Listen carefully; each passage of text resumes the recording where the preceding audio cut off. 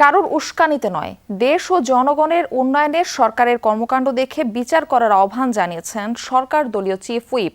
দুপুরে জাতীয় কবি কাজী নজরুল ইসলামের ৫০তম মৃত্যুবার্ষিকীতে আয়োজিত এক আলোচনা সভায় এসব কথা বলেন তিনি। আরও বলেন, ভঙ্গুর অর্থনীতি ও গণতন্ত্রের মধ্যে দায়িত্ব নিয়েছে এই সরকার। বিগত আওয়ামী লীগ সরকার বিদ্যুৎ খাতকে ধ্বংস করে দেয়ায় বিদ্যুৎ নিয়ে সংকটে পড়তে হচ্ছে দেশের জনগণকে।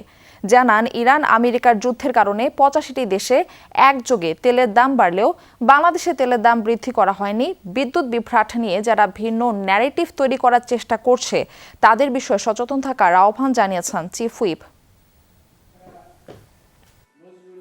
আমাদের কিছু মানুষ অসুস্থ হয়ে রাস্তায় নেমে বলে এই যে